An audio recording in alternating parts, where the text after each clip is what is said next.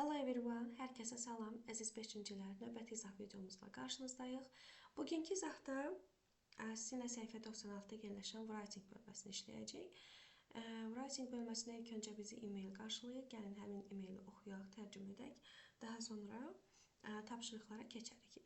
Gəlin başlayaq. Dear Mr. Smith, əziz Mr. Smith, Cənab Smith, I am Sam and I am writing to you to suggest a new activity for our PA class. Mən Samam və mən sizə yazıram. Suggest uşaqlar bir təklif deməkdir. Mən sizə bir təklif üçün yazıram. Bizim yeni aktivitemiz, yəni PA dərsində olan, yəni idman dərsində olan bizim yeni aktivitemiz üçün sizə bir tövsiyə mətni yazıram. My favorite sport is basketball. Mənim favorit sportum basketboldur. This is a good activity for our PA class because we can become strong, develop our muscles and work with coordination. Deməli, bu mənim ən sevdiyim, bu deməli, this is a good activity for class. Bu aktivitə, bu fəaliyyət mənim yəni ən sevdiyim fəaliyyətdir. Bizim bədən tərbiyəsi dərsimiz üçün yaxşı bir fəaliyyətdir. Çünki güclənə bilərik, əzələlərimizi inkişaf etdirə bilərik və koordinasiya ilə işləyə bilərik. Basketball is an activity that we can do in the gymnasium. Basketbol idman zalında edə biləcəyimiz bir fəaliyyətdir. It's a good activity because we can improve teamwork and have fun.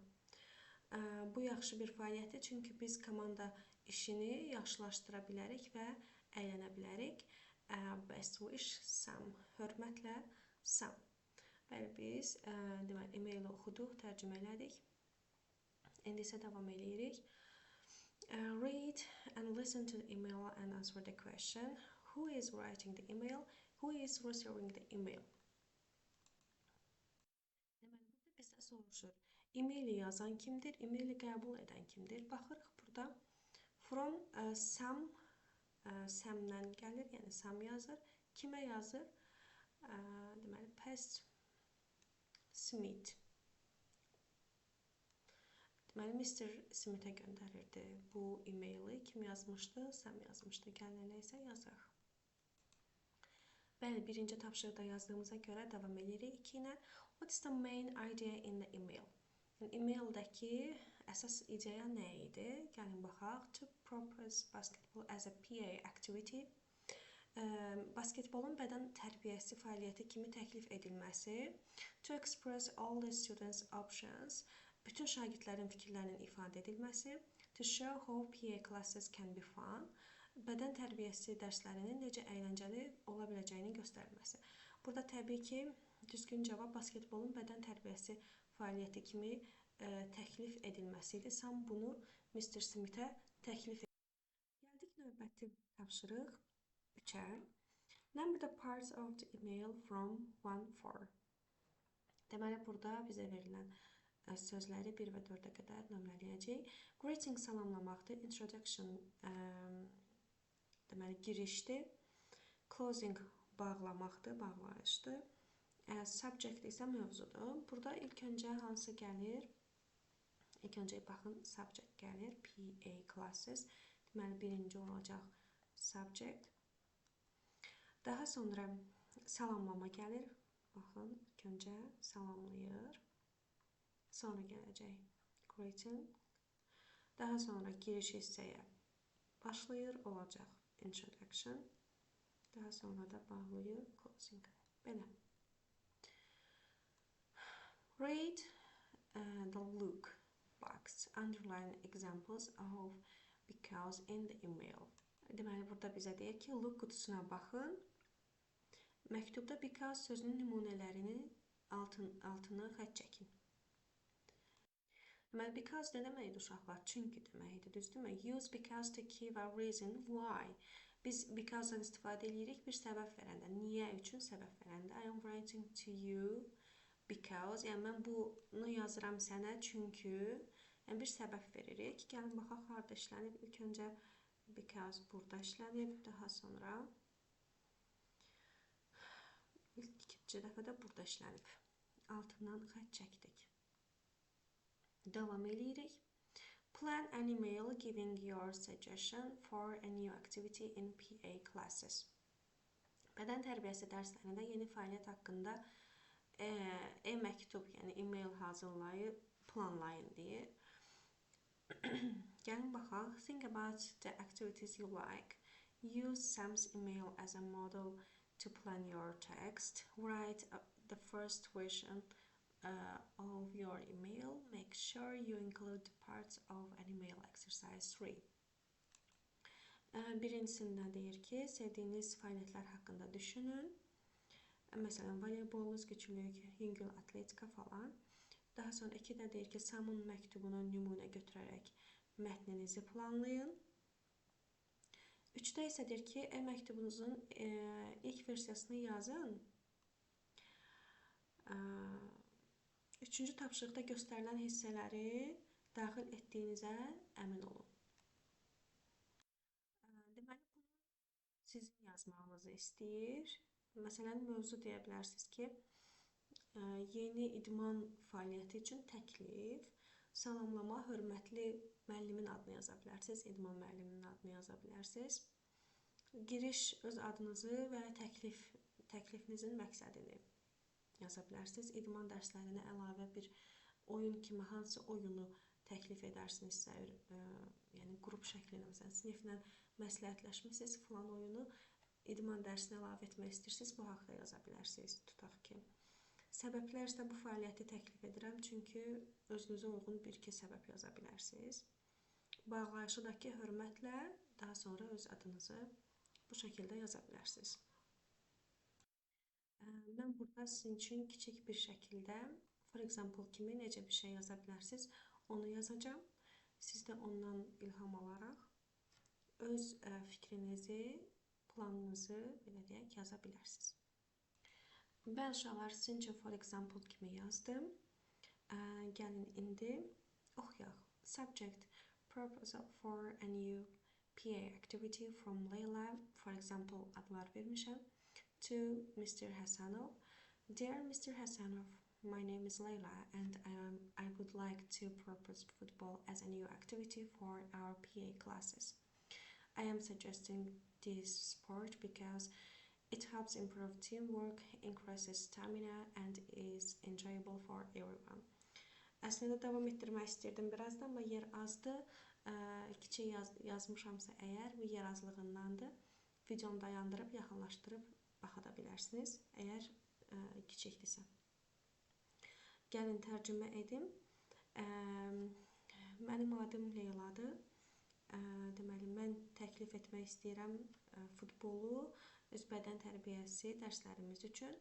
Bu fəaliyyəti seçirəm, çünki o komandada işləmə bacarıqlarımızı inkişaf etdirir, dayanıqlılığı artırır və hamımız üçün əyləncəlidir. Əlavə olaraq belə bir cümlədə yaza bilərsiniz ki, football can also be easily played both outdoor and in the gym. Yəni, futbol həmçinin açıq havada və salonda asanlıqla, yəni gymdə, idman zalında asanlıqla oynanıla bilər. Belə, gəldik axırıncı, sonuncu çalışmamız 6-ya. Change presentation with a partner and check his, her work. Use a checklist below. Deməli, öz yazdığınızı öz partnerinizin yazdığı ilə dəyişdirirsiniz və hər ikinizin checklistini yoxlayırsınız. Name of person sending an email, name of person receiving the email, creating, introduction and suggestion for a new activity, subject və closing. Yəni, eynən burada olduğu kimi sizin dostunuz da bu şəkildə yazmalıdır. Bəli, gəldik növbəti səhifəyə. Review Units 7 and 8. Vocabulary, ilk öncə bizi vocabulary qarşılayır. Match the sentence sentences 1-4 with the images A, D. This is my favorite quote. It's nice. Deməli, deyir ki, o mənim sevimli kotumdur. O gözəldir. Kot geyinən şəkildə bir dənə B-dir. Deməli, o 1 olacaq. I am wearing a red shirt. I love it. Red shirt geyinən bir bu şəkildir. Bu olacaq 2. Daha sonra I like informal clothes. This sweatshirt is cool. Sweatshirt geyinən bu xanımımızdır. Ona görə 3'ü buraya yazırıq. I am wearing my new pants. They are great. Yeni şalvar yəqin ki budur. Yeni şalvar geyinən. Devam edirik. Look at the image. What do you wear in the situation below? Deyir ki, şəkillərə bax. Bu situasiyalarda nə geyinirsən? Gəlin şəkillərə baxaq və həmin situasiyalarda biz olsaq və yaxud da həmin situasiyalar biz yaşamışıqsa, orada nə geyinərik? Həmin vaxtlarda gəlin baxaq. Öncə ilk şəklə baxırıq. Restorandadılar.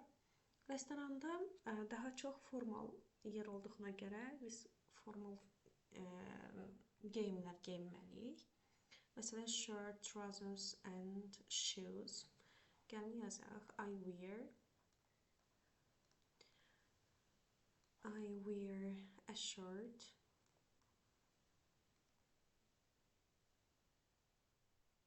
Səhv yazdım. Trousers.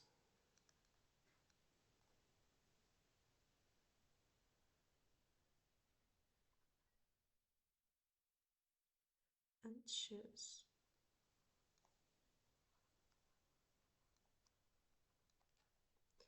İkiyə baxırıq. In a science class or robotics activity. Burada da həmçinin rahat bir şeylər geyinilər yəqin ki. I wear a t-shirt. Daha sonra jeans. And sneakers.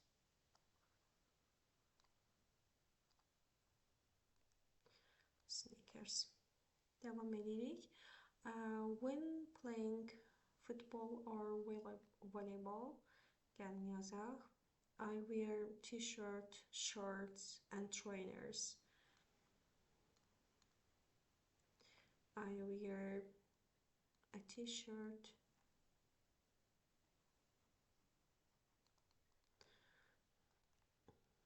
shirts and trainers.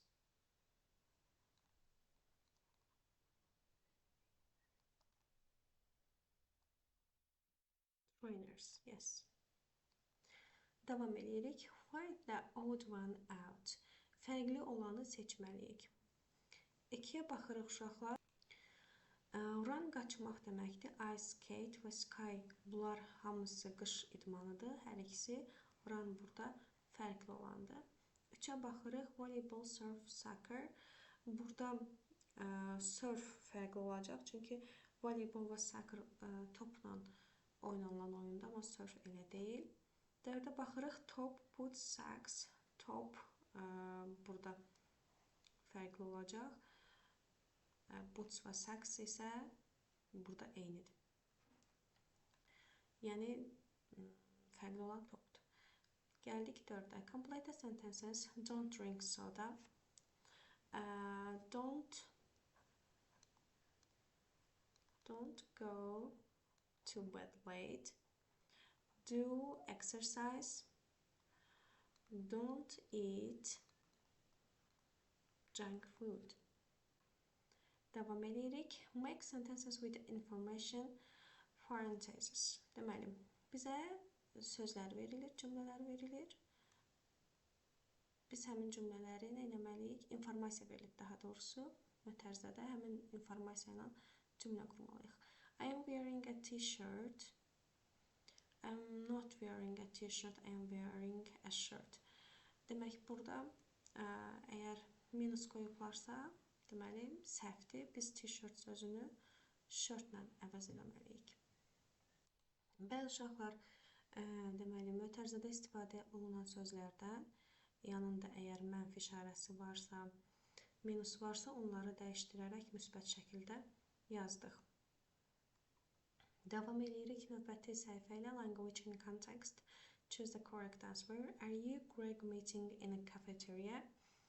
Yes, they are olmaz. Çünki you and Gray deyir. Şəxslər biri you'dur, biri Gray'dir. Ona görə də əgər şəxsin biri you'dursa, are you and Greg? Biz olacaq. Biz deyə cavab verərsiniz. Onlar yox. What are you wearing? I am wearing jeans. I am at the library olmaz. Burada bizdən nə geyindiyimizi soruşur. Ona görə I am wearing olacaq. Are they wearing their glasses? Yes, they are. No, we are not. Şəklində cavab verə bilmərik. Çünki bizdən they deyə soruşur. A variantı düzdür. Are you listening to music? No, I am doing homework. Yes, I am playing video games.